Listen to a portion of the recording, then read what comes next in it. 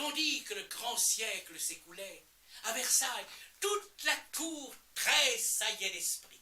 Les trompettes de la renommée sonnaient l'avènement des arts triomphants.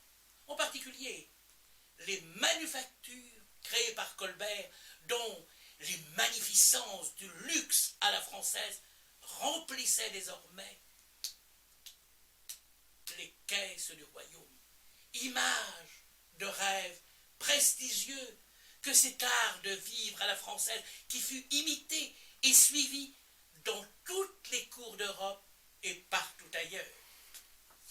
Bel héritage qui, aujourd'hui encore, demeure l'une des sources principales de richesse, de revenus de l'État France. L'art dramatique de ce temps requérait les poètes les plus importants, a cependant fait exception, ne nous ayant laissé que quelques courtes pièces et une collaboration fort houleuse avec le Florentin Lully pour un opéra. Il est né à Château-Thierry et il se nomme Jean de La Fontaine. Son père le maria à Marie-Érika, jeune cousine de 14 ans de Jean Racine, dont il se détacha incontinent. Rêveur, somnambule, absent du monde dans lequel il vivait, il ne s'égayait qu'en papillonnant, butinant quelques fleurs nouvelles et voluptueuses.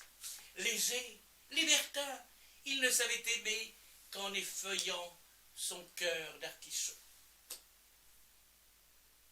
Le monarque, protecteur des arts, tenait-il la fable pour un genre mineur?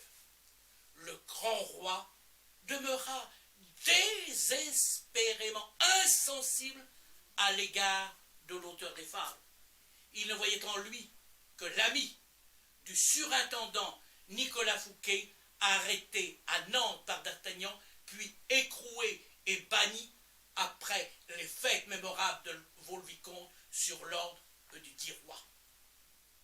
Nicolas Fouquet demeure incontestablement le plus grand mécène du fabuliste aux côtés de ses très nombreuses protectrices, dont Madame de la Sablière. Jean de La Fontaine nous parle de la sagesse des peuples. Le corps en est la fable, l'âme la moralité. Voici donc les animaux malades de la peste. Un mal qui répand la terreur. Mal que le ciel en sa fureur inventa pour punir les crimes de la terre. La peste, puisqu'il faut l'appeler par son nom, capable d'enrichir en un jour l'Achéron, faisait aux animaux la guerre. Ils ne mouraient pas tous, mais tous étaient frappés. On n'en voyait point d'occupés à chercher le soutien d'une mourante vie. Nul mets n'excitait leur envie. Ni loup, ni renard, n'épiaient la douce et l'innocente proie. Les tourterelles se fuyaient. Plus d'amour, partant, plus de joie. Le lion tint conseil et dit: Mes chers amis, je crois que le ciel a permis pour nos péchés cette infortune, que le plus coupable de nous se sacrifie au trait du céleste courroux. Peut-être, il obtiendra la guérison commune. L'histoire nous apprend qu'en de tels accidents, on fait pareil dévouement. Ne nous flattons point, et voyons sans indulgence l'état de notre conscience. Pour moi, satisfaisant mes appétits gloutons, j'ai dévoré force moutons. Que m'avait-il fait de l'offense? Même quelquefois, il m'est arrivé de manger le berger. je me dévouerai donc s'il le faut, mais je pense qu'il est bon que chacun s'accuse ainsi que moi, car on doit souhaiter, selon toute justice, que le plus coupable périsse. Sire, dit le renard,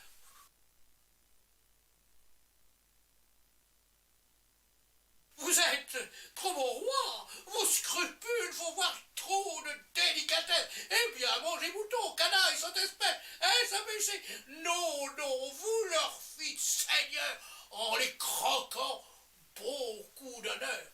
Quant au berger, on peut dire qu'il était digne de tout mot, et tant de ces gens-là qui, sur les animaux, se font un chimérique empire.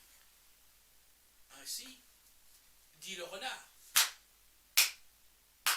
et flatteur d'applaudir. On n'osa trop approfondir du tigre, ni de l'ours, ni des autres puissances les moins pardonnables offenses. Tous les jours qu'aurait l'heure, jusqu'au simple matin, au dire de chacun, étaient des petits saints. L'âne vint à son tour et dit, j'ai souvenance qu'en un près de moi ne passant, la faim, l'occasion, l'herbe tendre, et je pense aussi quelques diables poussant, je tondis de ce pré la largeur de ma langue. J'en avais nul droit, puisqu'il faut parler net.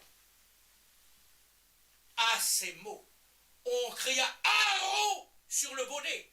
Un loup, quelque peu clair, prouva par sa harangue qu'il fallait dévouer ce maudit animal, ce pelé, ce galeux, d'où venait tout le mal. Sa pégadille fut jugée un cas pendable.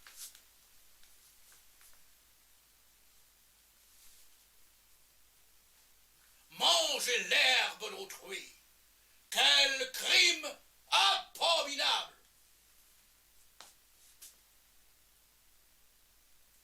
Rien que la mort n'était capable d'expier son forfait. On le lui fit bien voir. Selon que vous serez puissant ou misérable, les jugements de cour vous rendront blanc ou noir.